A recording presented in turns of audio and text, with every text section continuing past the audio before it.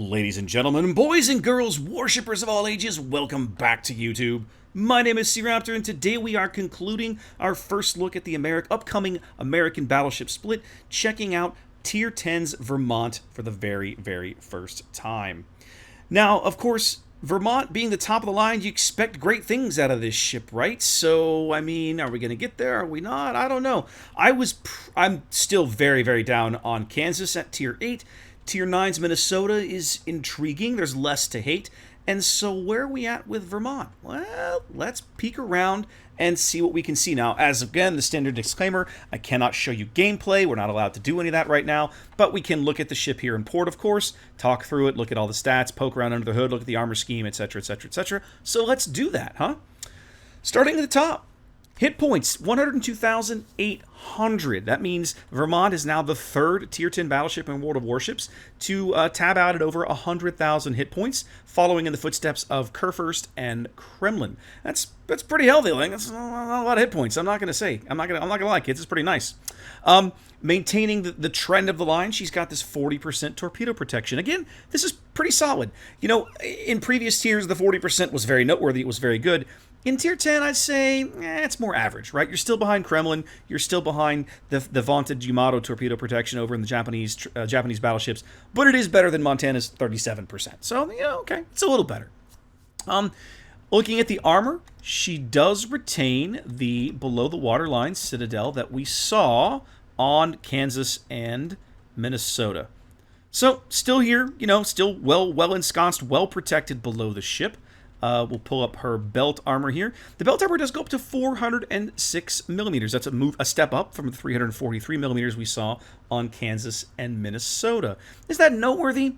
Probably not. I mean, most battleships that you're going to run into at this tier will still pen this if you show this to them at close range. But you know, at longer ranges or when you angle it well, it's going to hold up and do what you need it to do. She does retain, of course, the same 32mm extremities we saw all over the place on the other two ships preceding her in the line. So if you're driving a high-tier cruiser, shooting at a Vermont, damaging a Vermont is going to feel just like you're shooting at a Republic. For a ship that's going to see Smolensk and Worcester and Des Moines on a regular basis, let's just say it's a really, really good thing she has 100,000 hit points. Maneuverability, concealment. Let's have a peek here. Hey, look, 23 knots, that blazing American standard speed. Ugh. Oh well, it is what it is. Now, unlike Kansas and Minnesota, who had very tiny turning circles for their respective tiers, Vermont's here is pretty average. 960 meters here is essentially the same as Montana, which I think is 950. So it's basically the same, right? Similarly, her base detection, 18 kilometers here, is thoroughly average for Tier 10. Fully rigged for stealth, Vermont clocks in with a surface detection of 14.1 kilometers. This is the same as Yamato and Republic, slightly better than Kurfürst, and nearly identical to Montana and Ohio. Now, unlike the other two ships that we've looked at already in this tree split, now we start to see a change in the main battery. Okay? Tier 8's Kansas, Tier 9's Minnesota, all came to the party with 16-inch guns. No more. Vermont here packs 12 18-inch barrels. Now, if you look at the designation there, these are not the same gun mounted by Tier 10 American Premium USS Ohio, which also mounts 18-inch guns, okay? They're nearly the same gun, but they're not. Ohio's are 48 calibers long, and you see here, Vermont's are 45 calibers long. But apparently, owing to the same alteration of the laws of physics that impact Minnesota one tier earlier, these shells have exactly the same exit velocities as Ohio's. So, if you're one of the fortunate few who owns an Ohio, of course it's only available by research points out of the armory, you have a good idea of how these shells are going to perform. Now, Vermont does have more range, 24.5 kilometers. Ohio's is only 21 and change, 21.6, I think. But she fires the same shells, right? So, yeah, that's nice. These shells, by the way, are American super heavy 18-inch shells. So they have more alpha damage per shell. You see there, 15,750. That's higher than both Yamato and Kremlin. Only Shikishima's 20-inch guns hit harder on a shell-for-shell basis than Vermont and Ohio. Now, like Kansas and Minnesota, Vermont's main battery reloads every 40 seconds. You see there on the screen. Despite the uptick in damage per shell, though, Montana still beats out Vermont in terms of raw damage per minute. However, Vermont shells are bigger and heavier, so they're going to have higher penetration values than Montana's will. In other words, Vermont's shells, when they land, will get penetrations against heavily armored targets, example, enemy battleships, that Montana's 16-inchers would fail to achieve. So Vermont is going to be more effective at shooting at enemy battleships than Kansas and Minnesota will. This is a common, I won't say complaint, but maybe gripe. Gripe is a word.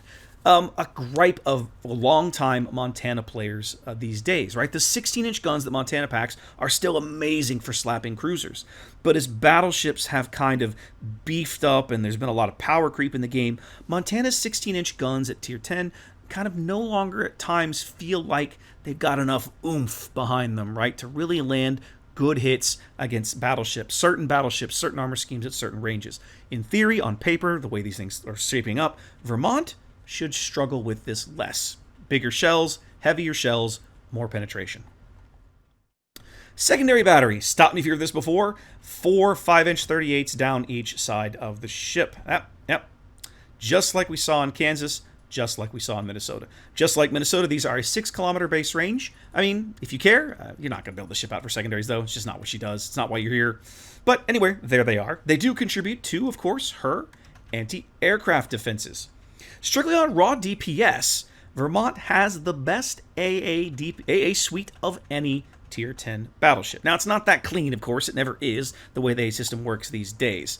And in keeping with the theme of the line, she does put up less flak than either Ohio or Montana. Again, just like we saw at Tier 9, Vermont here puts up 6 bursts of flak versus in the salvo versus the 8 bursts you get out of Ohio and Montana.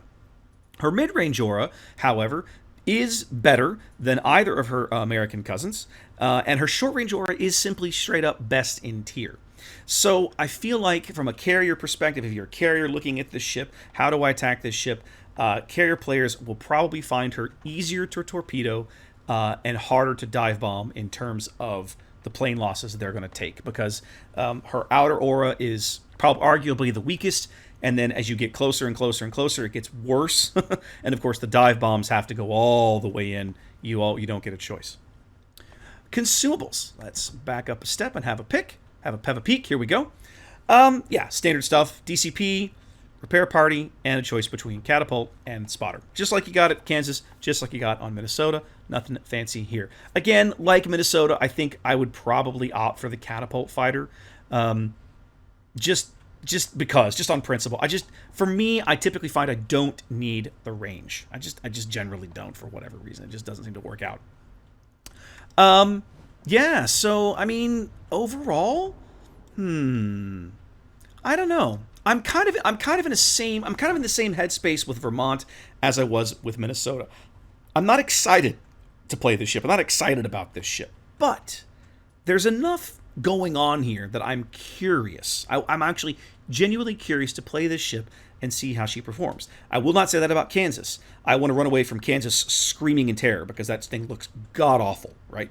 But Minnesota is intriguing, and Vermont is even more intriguing. Again, fully on the basis of that main battery throw weight. 12 18-inch shells gives Vermont the heaviest broadside of any ship in World of Warships.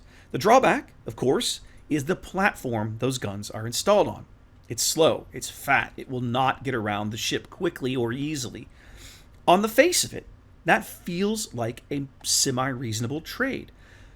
Playing this ship, I know that I would have to plan my routes, my positioning very carefully, because once I get to where I am, I'm going to be there a long time. I'm not going to get out of there quickly, right? And you also know that I would be very concerned playing the ship for enemy torpedoes, especially those Japanese ones that hit like trains, or those European ones that are little lightning bolts in the water that move like 80 knots. It's insane. Good luck dodging one of those stupid things in this lumbering pile of steel. But I'm genuinely curious to play this ship and just see if my misconceptions are misconceptions or actual things that you have to overcome, right? I am curious, and that's not something that I often find myself saying about an American standard battleship. So there you go. Anyway, guys, quick look at Vermont. Hope you enjoyed that.